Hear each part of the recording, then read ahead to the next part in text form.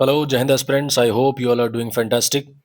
देखो अभी बहुत ज़्यादा चर्चा में है अरावली हिल्स, काफ़ी ज़्यादा न्यूज़ में बनी हुई हैं। देखो इसके बारे में क्या सही है क्या गलत, इसके बारे में बहुत सारे लोग वीडियोस बना के अपलोड कर चुके हैं। क्या रीज़न है, क्यों ऐसा हो रहा है, मैं अभी उसके बारे में बात नहीं करूँगा। अभी मैं बात करूँगा कि इम्पॉर्टेंट क्या है एग्ज़ाम के लिए। एग्ज़ाम के लिए क्या पूछा जा सकता है, कौन कौन से पॉइंट्स हैं जो आपके लिए ज़रूरी हैं एग्ज़ाम की तैयारी के लिए, तो उन सारी चीज़ों के बारे में मैं बात करूँगा। हाँ, क्या सही है क्या गलत, इसके लिए बहुत सारी वीडियोस ऑलरेडी यूट्यूब पे पड़ी हुई हैं, वहाँ पे आप जा कर के देख सकते हैं। अपने थॉट प्रोसेस को डेवलप करिए, अच्छे लोगों की वीडियोस देखिए, अच्छे आइडियोलॉजीज़ को डेवलप करिए। फिलहाल अभी इस वीडियो में हम बात करेंगे कि जो क्वेश्चंस हैं, कैसे क्वेश्चंस बन सकते हैं, क्या-क्या इंपॉर्टेंट पॉइंट्स हैं, जो हमें अरावली हिल्स के बारे में ध्यान रखना चाहिए। ये सारी चीज़ें हम यहाँ पे डिस्कस करेंगे। तो शुरू करते हैं वीडियो को। देखो, अरावली रेंज की बात करें तो इसकी लोकेशन आपको मिलेगी नॉर्थ वेस्टर्न इंडिया में।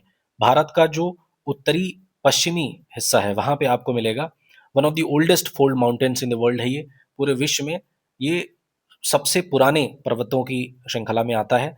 और हाँ, ध्यान रखना कि ये फोल्ड माउंटेन्स है। कई बार क्वेश्चन में पूछ सकता है कि अलग अलग इग्नियस और पता नहीं क्या क्या, फिलहाल ये फोल्ड माउंटेन्स है। ठीक है, फोल्ड माउंटेन्स कैसे बनते हैं आपको मैं यहाँ पे बता दे रहा हूँ। जैसे मान लो दो टेक्टोनिक प्लेट्स होती हैं, यहाँ पे इधर इधर से प्रेशर लगेगा, फिर इस साइड से प्रेशर लगेगा, और जब यहाँ पे जो माउंटेन्स डेवलप होते हैं, फोल्ड जब उनमें आता है, उन्हीं को फोल्ड माउंटेन्स कहते हैं। और इसी तरीके से अरावली रेंजेस का निर्माण हुआ। इसकी लेंथ क्या है, अप्रॉक्सीमेटली 670 किलोमीटर इसकी लेंथ है अरावली रेंज की। ये साउथ वेस्ट डायरेक्शन में रन करती है, दिल्ली से शुरू करते हुए हरियाणा राजस्थान से पास होते हुए अहमदाबाद में ये पहुंचती है ये पूरी रेंज। ठीक है, अभी मैप में भी इसको आपको मैं शो करूंगा ये काम कैसे करती है। तो ये जो थार का डेजर्ट है ना, यहाँ पे मैं आपको डायरेक्टली मैप में दिखाई दे रहा हूँ। जैसे अगर आप यहाँ पे डायरेक्शंस को देखेंगे तो ऐसे है, ऊपर नॉर्थ है, फिर यहाँ साउथ है, इधर ईस्ट और इधर वेस्ट। तो इस साइड में ये ऐसे नॉर्थ वेस्ट डायरेक्शन में ये रन करती हैं। तो ये रेंजेस हैं अरावली रेंज। ठीक है, अब ये एज अ बैरियर काम करती हैं। कहाँ पे, यहाँ पे है थार रीजन। ठीक है, थार का जो डेजर्ट है, और इधर ये ईस्टर्न जो राजस्थान का रीजन है, इन दोनों के बीच में ये एज अ बैरियर काम करते हैं। दूसरी इंपॉर्टेंट चीज ध्यान रखने वाली ये है कि दिल्ली तक ये पहुंचती हैं। और अभी इतना हंगामा जो उठा हुआ है वो ऐसा क्यों हो रहा है, लोग इस बात से क्यों सहमत नहीं है कि अरावली रेंजेस को काटा जाए, उसका कारण मैं शॉर्ट में आपको बता दे रहा हूँ कि देखो, यहाँ पे है ये थार का डेजर्ट। यहाँ से अगर ये अरावली रेंजेस को काट के हटा दिया जाएगा तो यहाँ से जो बालू, जो धूल उड़ेगी, वो डायरेक्टली पहुंचेगी कहाँ, हिमालयाज पे। और हिमालयाज पे अभी है बर्फ, ग्लेशियर, तमाम सारी चीजें हैं। अब ये बालू यहाँ से उठ के अगर यहाँ पे पहुंचेगी तो वो ढक देगी बर्फ को। अभी क्या है कि बर्फ पे जब भी रोशनी पड़ती है तो चूंकि उसका सफेद रंग है, और साइंस के तौर पे ज्यादा से ज्यादा जो हीट है वो यहाँ से रिफ्लेक्ट हो जाती है, तो जो ग्लेशियर्स हैं वो कम पिघलते हैं। लेकिन अगर बालू यहाँ पे जा करके चिपक जाएगी, अब ये बैरियर जब नहीं रहेगा तो बालू इस साइड से जा करके यहाँ चिपकेगी और हीट को ज्यादा से ज्यादा एब्जॉर्ब करेगी। तो जितना ज़्यादा गर्म होगा वो हिमालय, उतना ही ज़्यादा यहाँ से बर्फ पिघलेगी। और वो बर्फ पिघल करके कहाँ, जो नदियाँ हैं उनमें बहेगा। और फिर आकर के ये जो रीजन है, गंगा यमुना और बाकी के जो रीजन्स हैं जहाँ से ये नदियाँ बहती हैं इस रीजन में, इन सारे रीजन्स में बाढ़ लेकर के आएंगे। तो इस वजह से भी, आई होप ये शॉर्ट में जो आपको मैंने समझाया ये समझ में आ गया होगा। तो ये इस कारण से इस पे काफ़ी ज़्यादा बवाल मचा हुआ है कि ये एक कारण है जिसके लिए अरावलीज को कट नहीं करना चाहिए।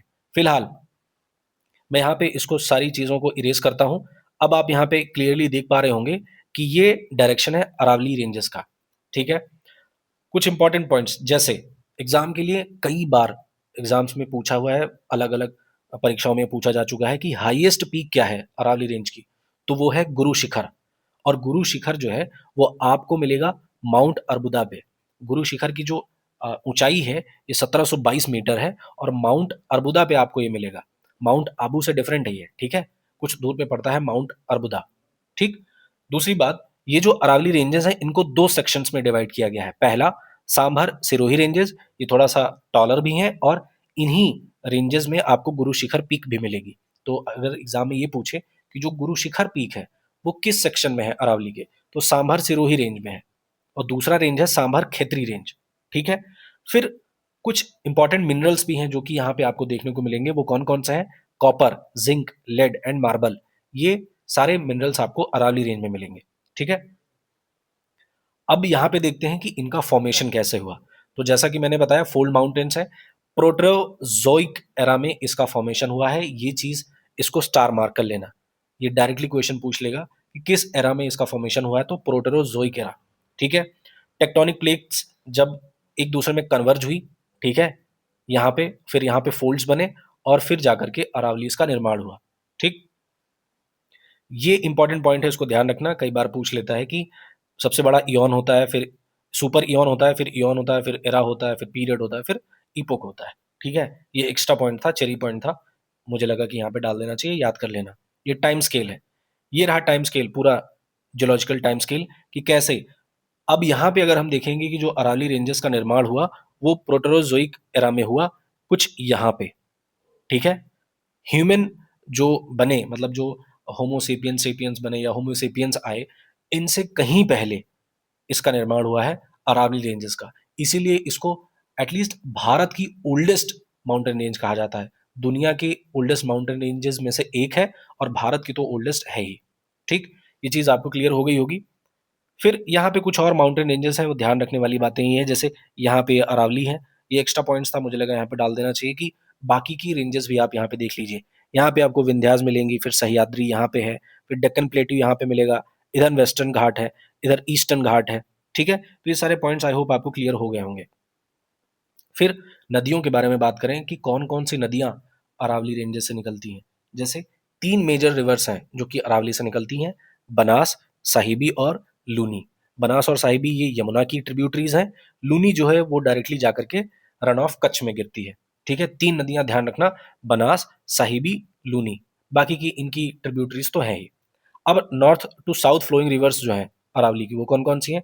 लूनी, ये अजमेर के पास पुष्कर वैली से निकलती है और जाकर के रन ऑफ कच्छ में गिरती है।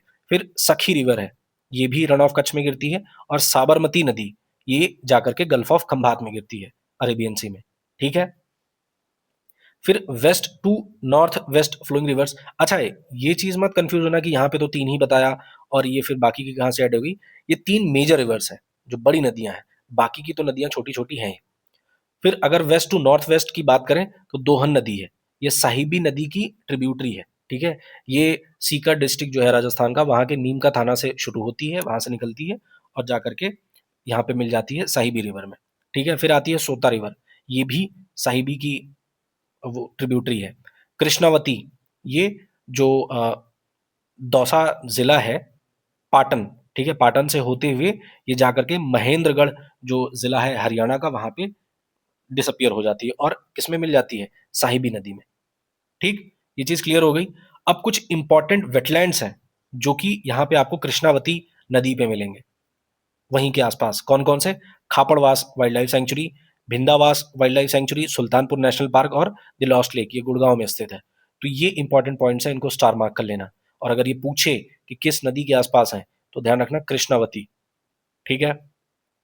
फिर अगला point, west to north east flowing rivers. अब ये कौन कौन सी नदियां हैं? जैसे चंबल, ये यमुना की ट्रिब्यूटरी है। चंबल की एक ट्रिब्यूटरी है बनास, फिर बनास की ट्रिब्यूटरी है बैराज। अब बैराज की ये बाकी की ट्रिब्यूटरीज हैं, कौन कौन सी? अहार, वागली, वागोन, गंभीरी और उरई। ये सारी किसकी ट्रिब्यूटरीज हैं? बैराज की। ठीक। और बैराज किसकी ट्रिब्यूटरी है? बनास की। बनास किसकी ट्रिब्यूटरी है? चंबल की। चंबल किसकी ट्रिब्यूटरी है? यमुना की। ठीक है। एक एक्स्ट्रा पॉइंट ये ध्यान रखना कि आहार नदी पे आपको लेक पिचोला मिलेगी, पिचोला लेक। ठीक है। ये पॉइंट्स आपको क्लियर हो गए। अब कुछ देखो, राजस्थान की बात चल रही है, मेनली राजस्थान में ज्यादा पोर्शन है, तो कुछ इंपॉर्टेंट पॉइंट्स राजस्थान को लेकर के हम यहाँ पे देख लेते हैं। जैसे Chhapar wild life sanctuary, desert national park, Todgarh Raoli wild life sanctuary, Ramgarh Vishdhari tiger reserve, Ranthambore national park और tiger reserve, Keoladeo Ghana national park, Sariska national park और tiger reserve, Mukundra hills national park और टाइगर रिजर्व। ये सारी चीजें आपको राजस्थान में मिलेंगी। इनका स्क्रीनशॉट ले लेना और नोट्स बना लेना। ठीक है। ये मुझे लगा कि आपको ये चीज प्रोवाइड करवा देनी चाहिए, क्योंकि एग्जाम में कई बार क्वेश्चन पूछ लेता है, डायरेक्टली पूछ लेगा ना कि रणथंभौर टाइगर रिजर्व कहाँ पर स्थित है, या फिर मुकुंदरा हिल्स नेशनल पार्क और टाइगर रिजर्व कहाँ पर स्थित है, तो उसके लिए आपको ये तैयारी रखनी चाहिए। फिर आते हैं कुछ क्वेश्चंस। अब जो भी मैंने पॉइंट्स आपको बताए उनसे रिलेटेड कुछ क्वेश्चंस है, 10 क्वेश्चंस है। आई होप आप इनको बेहतर तरीके से कर लेंगे। पहला क्वेश्चन है, the Aravalli range originated during which geological era. तो अभी आपने देखा सिनोजोइक, मेसोजोइक, प्रोटेरोजोइक या फिर पैलियोजोइक। तो राइट आंसर क्या है? Option C, Proterozoic. Next question, the Aravalli range runs approximately how many kilometres? 450, 670, 850 या फिर 1200। So right answer is option B, 670 kilometre. Next question, which of the following states are covered by the Aravalli range? कौन कौन से states covered हैं इसमें? दिल्ली, हरियाणा, राजस्थान, गुजरात। तो बिल्कुल option A is the right answer, यही सही उत्तर है। ठीक है। The highest peak of the Aravalli range is, कौन सी है highest peak? Mount Abu, Guru Shikhar, Kumbhalgarh या फिर सांभर रिज। तो आपको पता है अब, सही उत्तर है option B, Guru Shikhar. Next question is, the Aravalli range is divided into how many major sections? तो मैंने आपको बताया था 1, 2, 3 या 4। तो आपको याद आ रहा होगा, सही उत्तर है ऑप्शन बी, 2। दो सेक्शंस थे। ठीक है, सांभर क्षेत्रीय और सांभर। यहाँ पे आप ध्यान से देखेंगे, मैं एक बार दोबारा से आपको रिपीट करवा दे रहा हूँ। ठीक है, ये सांभर क्षेत्रीय और सांभर सिरोही। ठीक है, ये रहे। चलो क्वेश्चंस पे आ जाते हैं। Question number 6, which of the following minerals are found in Aravalli range? Aravalli ranges में कौन से मिनरल्स ज्यादा पाए जाते हैं? Copper, zinc, lead, marble. तो बिल्कुल option A is the right answer. Next question है, which river originates near Ajmer and flows into Rann of Kutch? Banas, Luni, Sabarmati या फिर साहिबी। तो सही उत्तर क्या है? Option B, Luni. Next question, the Aravalli range acts as a natural barrier between, किसके बीच में नेचुरल बैरियर के तरीके से काम करता है? Thar desert and eastern Rajasthan plains. बिल्कुल right answer is option A. ठीक। Next question, which of the following wild life sanctuaries are located in the Aravalli region? Sariska, Sultanpur, mount Abu, Gir, Kanha, Bandhavgarh, Kaziranga, मानस, नमेरी या फिर पेरियार, साइलेंट वैली और वायनाड। तो सही उत्तर है option a. Next question and the last question of this video is, the palaeo channel of Krishnavati river is associated with which wetland? तो आपको पता है कि कृष्णावती रिवर से संबंधित कौन कौन से वेटलैंड्स थे? भिंडावास, कापड़वास, सुल्तानपुर या फिर चिलिका, पुलिकट, कोल्लेरू या लोकटक, दीपोर बील, रुद्रसागर या फिर नल सरोवर, सांभर या फिर केवलादेव। तो सही आंसर क्या है? आप सभी को पता होगा, option A is the right answer, Bhindawas, Khaparwas और सुल्तानपुर। तो थैंक यू सो मच, अगर आपने यहाँ तक वीडियो देखा तो ये थी सारी चीज़ें अरावली रेंजेस से संबंधित। आई होप आपने इनकी बेहतर तरीके से नोट्स बना ली होगी। अगर नहीं बनाया है तो दोबारा से पॉज करके नोट्स बना लेना। क्वेश्चंस डेफिनेटली इनमें से बनेंगे, क्योंकि बहुत ज़्यादा बर्निंग टॉपिक है, काफ़ी ज़्यादा चर्चा में है और क्वेश्चंस पूछे ही जाएंगे आपके आने वाले यूपीएसआई के एग्जाम में, एनडीए में, सीडीएस में, यूपीएससी, इनफैक्ट यूपीपीसीएस में भी पूछे जाएंगे। तो I hope each and everything is clear to you now. Thank you for watching. See you in the next one. Jai Hind.